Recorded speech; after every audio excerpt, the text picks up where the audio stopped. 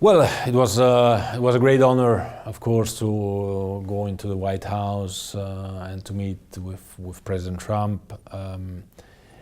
We were obviously focusing on the World Cup 2026, which will be organized by the US together with Canada and Mexico. So it's a great event, and President Trump was very happy that his country and the other two countries, the neighboring countries, could really host this big event, and he assured us of all his commitment and cooperation to make it successful. And this for me was really the most important message of the day, seeing and feeling how he, but also the whole White House as such, is really into this organization of the World Cup, and this makes us feel very positive for the next 8 years until 2026.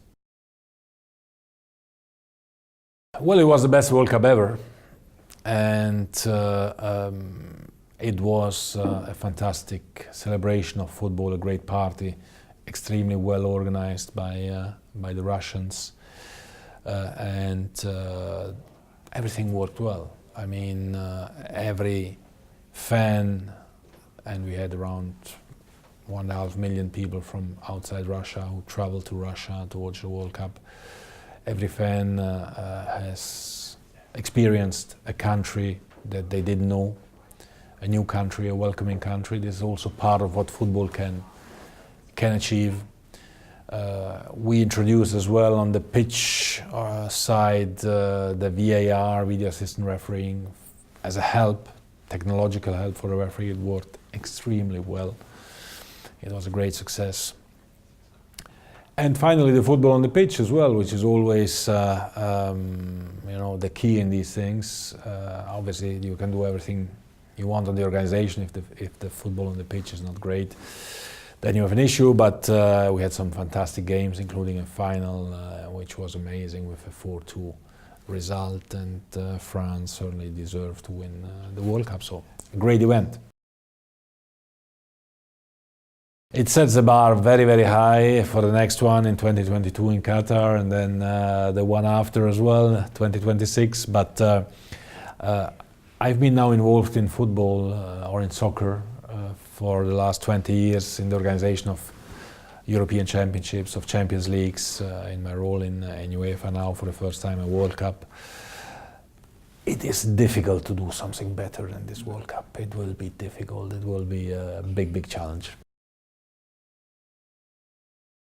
Well, obviously there are a lot of, how shall I say, operational measures that need to be taken, and we need to start looking at them pretty soon in terms of organizational setup of the entity which will then be running the operations of the World Cup, how to coordinate also between the three countries. It's also one of the challenging elements that we need to look into, how to get the governments involved, and this was part of the visit of today to President Trump.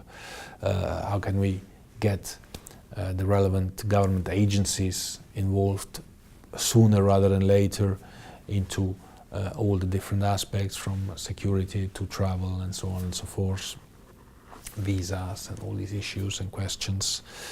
But then in addition to this, I think there is another whole part that we have to work on, and again, as of now, is how to make sure that the football fever or the soccer fever really gets into the bodies of all the people in North America. I think we don't have to let an opportunity of a World Cup just pass by saying it's a one-month event and it's in 2026 and will be fantastic and that's it. It is the whole build-up that needs to work as well on how to make soccer in the US, in Canada, in Mexico greater, bigger, more important, more relevant, not only in the region but also in the whole world. And I think this is part of the work that FIFA, together with CONCACAF, together with US Soccer, Mexican FA and Canadian FA, have to embrace as of now to make sure that the level is there. Well, I think the impact across the world will be huge, because obviously this part of the world is a part of the world that many people in the world like, right? So we can already predict that there will be, I don't know, 2.5 million at least fans coming to matches, and a few more millions coming just to live the experience of the World Cup here in 2026. And this is one part, but I'm expecting, because all the ingredients are there in these countries, I'm expecting that also when it comes to the level of football, this part of the world has to become really part of the leadership of football in the entire world. The quality is certainly there, the economics are there, the passion, enthusiasm is growing day by day. So I think we should expect that in 8 years from now, North America, US, Canada, Mexico will be really amongst the leading countries in soccer or football all around the world. America, US is world champion, reigning world champion, so I invited President Trump to come to France. He said he would come to cheer for the national team. So this will be great.